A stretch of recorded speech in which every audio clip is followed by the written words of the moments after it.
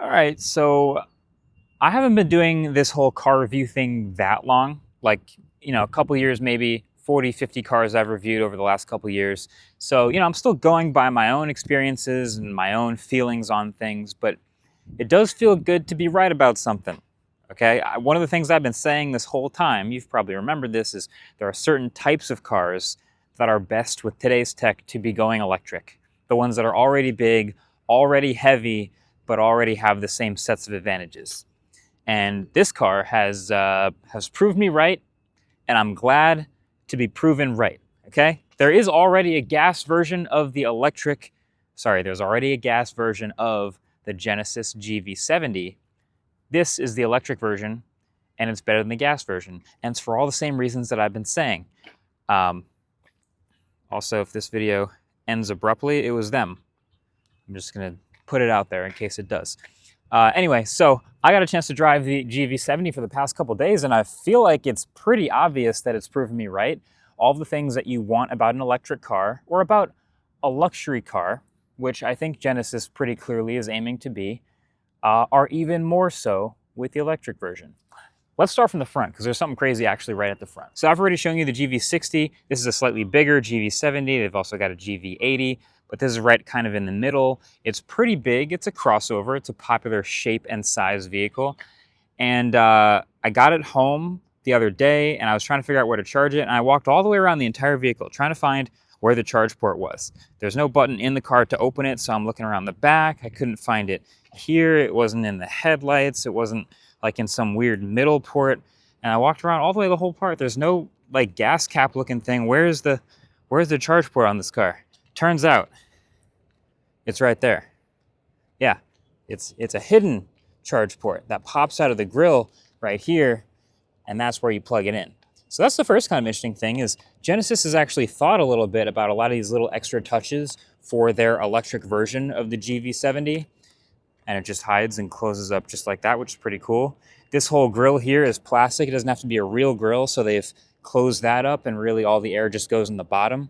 The electric version looks to slip through the air and be as aerodynamic as possible, and I think the shape is pretty standard. It's not too crazy. It doesn't have any sharp angles or big swooping lines or whatever, but it does have a little bit of a sloping back, and it looks normal. The electric car fundamentals are okay, but overall as a package, the whole car is actually really solid. It's almost reminds me of the Lyric and being a little bit underrated maybe for what it is. So for $65,000 to $75,000, GV70 is all-wheel drive, fully electric, charges at 350 kilowatts if you can find the right charger, and has 236 miles of range.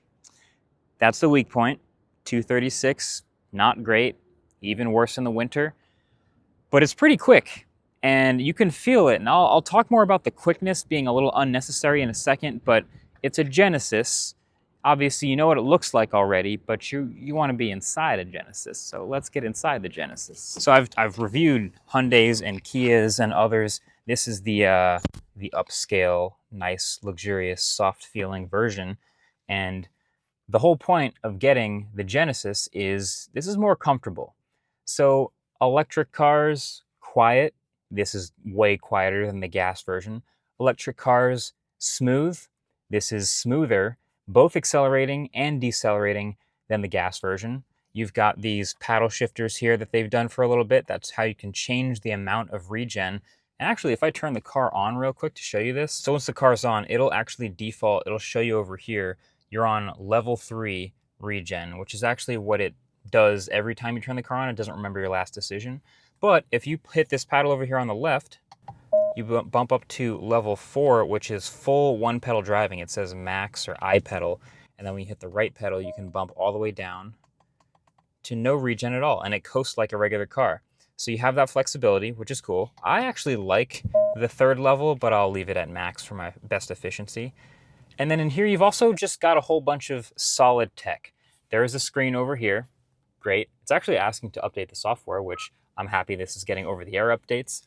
Then there's a screen back here behind the steering wheel, and there's a little HUD, which is hard to get on a smartphone camera, but hey, there you go. Shows you whatever you need. And then a whole bunch of buttons on this big soft steering wheel here. And overall, really good materials. A lot of the visible materials up here are leather. It's got this black and white interior contrast look here, which I honestly like. And then over here in the center, you've got the typical Genesis stuff. It's not the crystal ball, but it is still. Twist this to change into gear, twist this to go drive, hit the middle to go to park. Auto hold is on by default. This is how you navigate the screen up here unless you want to actually use it like a touchscreen, which it also is. CarPlay and Android Auto, but both wired, so you will have to plug in your phone right here. There's no wireless CarPlay. And there's a Qi charger to pop your phone in there and hide it if you want. You obviously can switch between drive modes here, and if you flip that switch, you'll see Sport or Comfort. You kind of only need 2 drive modes, the go fast, have fun kind, and the relax and have fun. This has also eco mode if you want, and a my customized version, but I found myself just basically using these 2 modes. And you can't really tell on camera, but this is also a 3D gauge or dash cluster here. It's got this little sensor cluster up front that's looking at my eyes, and it gives it kind of this 3D look, kind of like physical gauges, even though it's all screens. I like what they're trying to do, but I don't like everything about it. I don't love that this one over here, as you're driving, goes counterclockwise instead of clockwise as you add power. But it is very easily readable, and there you can see I have 62 miles of range left with about a quarter of my battery. So, not great.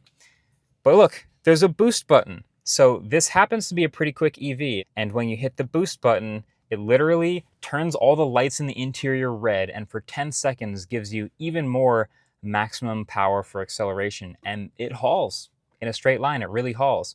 But I gotta say, the Genesis, this one's not about driving. This one's not about sporty driving anyway. This is very much more about being comfortable, chilling, being comfort mode, wafting over potholes. The suspension is very soft. You don't drive this thing at like 8, 9, 10 tenths for fun. You just kind of like drive around cities and commute and chill in comfort mode most of the time.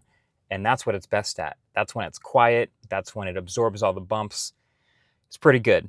I'm in the back seat now, which is, you got some nice HVAC controls down here, heated seats in the back, heated and cooled in the front. It's a pretty nice view right there. Pretty soft headrests, and I will say decent legroom. I think I was expecting more. It has these little cutouts in the back of the seats, but I guess the 80 would be even bigger, but I was expecting a little bit more footroom in the back. But I could be okay back here for a little bit. Obviously, this is, kids are going to be back here half the time. You can put car seats back here half the time. That's totally fine. But these seats can recline if you want, and there's a whole big glass roof up top, which can open and also does have a motorized shade, which can do a lot. Oh, also, I forgot to show you sunglass holder. Not a lot of cars I review have a sunglasses holder, but this one does. You've also got this little manual shade thing if you're into that. Some people are actually, turns out, very into that.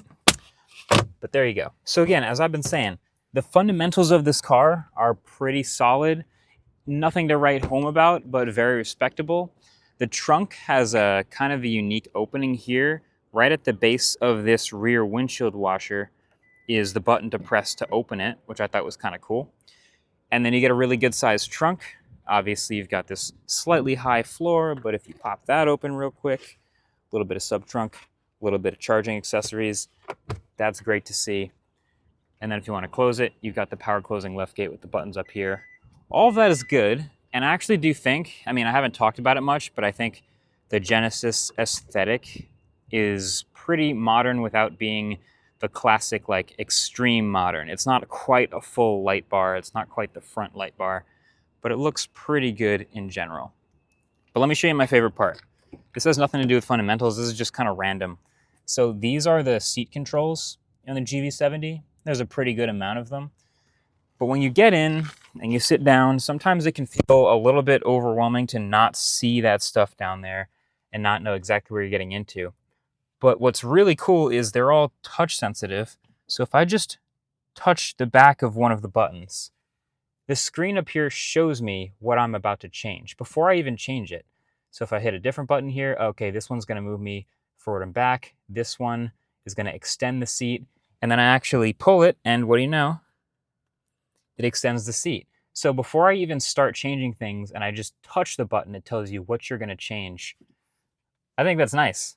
That's actually one of my favorite features of this car. Otherwise, the tech of living with and driving this car is really not too crazy. I mean, if you don't have Android Auto or Apple CarPlay and you want to use this built-in navigation, it's okay. It's decently responsive. There's maps, there's car controls, seat controls.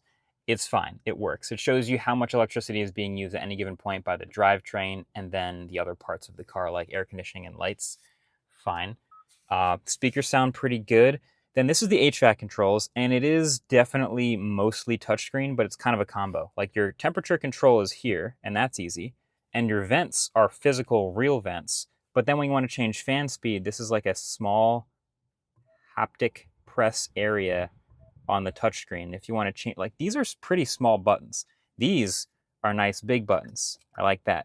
These are kind of hard to get, like while driving, going to cool your seat or change to a different level of cooled seat. I don't know. It's pretty small. I kind of rest my hand on here and press the buttons like this, but that's a little bit small. I think this is smart, having auto or off real quick and then changing settings real quick. That's great. But yeah, kind of an interesting combo there of controlling things. But yeah, thanks to physical vents, thanks to these, big bright gauges over here, even if they are 3D and I don't care about that part, very usable. And you want to know the weirdest random quirky bit in the software that I found? So, okay, right now I have my iPhone paired to it via Bluetooth. So it's not Android Auto or Apple CarPlay, but it's Bluetooth. And let's say I want to voice text or speech to text with this. When I hit that button, it thinks that I'm calling myself for some reason. I'm just doing speech to text and it's working fine on my phone, but it thinks I'm calling myself. That's kind of weird. So yeah, GV70 electric. Good electric crossover, good fundamentals, solid price. The only thing I would change about it is I would trade a little bit of the performance in a straight line and those powerful motors. I would trade that for more range. I think that would make this probably the best rounded, most logical version of itself. I like the hidden charge port. I think, yeah, if you could go, boost mode's a little bit less horsepower, but you get 280 or 90 miles of range instead of 236, then we're talking. Then I feel like I could be okay with recommending this to people. But until then, yeah, it's the best version of the GV70.